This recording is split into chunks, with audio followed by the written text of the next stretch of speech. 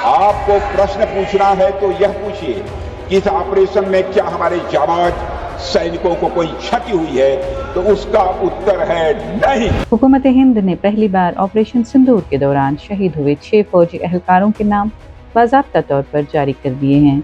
उन तमाम बहादुरों के नाम नई दिल्ली के नेशनल वॉर मेमोरियल पर हमेशा के लिए ज़ब्त किए जाएंगे।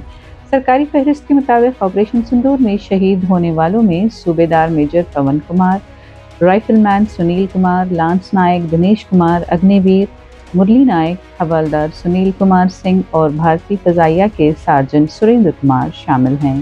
ये तमाम अहलकार दौरान ड्यूटी शहीद हो गए थे। ये नाम 2025 के दौरान मुख्तलिफ फ़ौजी कार्रवाइयों में जान कुर्बान करने वाले तमाम फ़ौजियों की फहरिस्त के साथ जारी किए गए हैं। नेशनल वॉर मेमोरियल में मौजूद त्याग छक्र मुल्क के उन तमाम बहादुरों के नाम वक्फ है जिन्होंने आज़ादी के बाद वतन के लिए अपनी जान कुर्बान की। इस यादगार में 16 ग्रेनाइट दीवारें मौजूद हैं जिन पर हर शहीद फौजी का नाम, रैंक और यूनिट हमेशा के लिए कंधा किया जाता है। अब ऑपरेशन सिंदूर के ये 6 शहदा भी इस कौमी यादगार का मुस्तकिल हिस्सा बन जाएंगे। भारत ने 7 मई 2025 को जम्मू कश्मीर के पहलगाम में दहशतगर्द हमले के जवाब में कार्रवाई शुरू की थी। उस हमले में 26 भारतीय शहरी हलाक हो गए थे। उसके बाद भारत ने पाकिस्तान और पाकिस्तान के ज़ेर इंतज़ाम कश्मीर में दहशतगर्दों के मुबैना ठिकानों को निशाना बनाने का ऐलान किया गया।